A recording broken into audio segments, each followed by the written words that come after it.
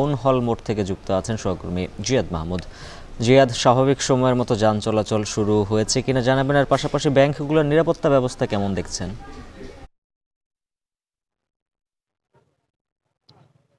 জি উজ্জ্বল, আমরা দেখেছি যে ধীরে ধীরে স্বাভাবিক হতে শুরু করেছে উপকূলে এই জনপদের এই জনজীবন। সকাল থেকে আমরা দেখেছি নানা শ্রেণী পেশার মানুষ, বিশেষ করে খেটে খাওয়া যারা রয়েছে, খেটে খাওয়া মানুষ যারা রয়েছেন, দিনমজুর রয়েছেন, শ্রমিক রয়েছেন, তারা ইতিমধ্যেই কিন্তু তারা জীবিকার তাগিদে রাস্তায় নেমে পড়েছেন তাদের জীবিকার বাহনটিকে নিয়ে। আমরা দেখেছি দূরপাল্লার যে যানবাহনগুলো রয়েছে, ঢাকার রুটের যে বাস যোগাযোগ সেটিও কিন্তু বিরতি নিয়ে চলছে, এবং আভ্যন্তরীণ রুটের যে যোগাযোগ ব্যবস্থা সেটিও ধীরে ধীরে স্বাভাবিক হতে শুরু করেছে। এবং পণ্য পরিবহনের ক্ষেত্রে যে ভেহিকলস গুলো ব্যবহার করা হয়, বিশেষ করে উপকূলের যে কাঁচামাল কিংবা মৎস্য সম্পদ যে পরিবহনের ক্ষেত্রে যে পরিবহনগুলো ব্যবহার করা হয়, সেগুলোর যোগাযোগ ব্যবস্থা স্বাভাবিক হতে শুরু করেছে। আর আমরা একটি বিষয় লক্ষ্য করেছি, রাস্তার মোড়ে মোড়ে শিক্ষার্থীরা, বিভিন্ন স্বেচ্ছাসেবী সংগঠনের যে কর্মীরা রয়েছেন, বিশেষ করে ইউথ ফর বাংলাদেশ এবং অন্যান্য যে স্বেচ্ছাসেবী সংগঠনগুলো রয়েছে, রাজনৈতিক সংগঠনগুলো রয়েছে, ইসলামী শাসনতন্ত্র আন্দোলনের যে কর্মীরা রয়েছেন, তারাও আমরা দেখেছি ট্রাফিকের দায়িত্ব পালন করছেন। একই সাথে আনসার বাহিনীও মাঠে রয়েছেন।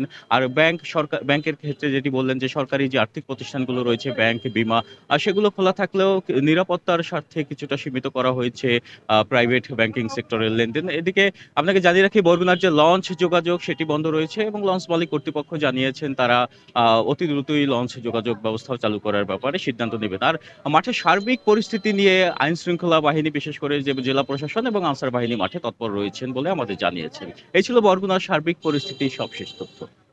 যুক্ত ছিলেন সহকর্মী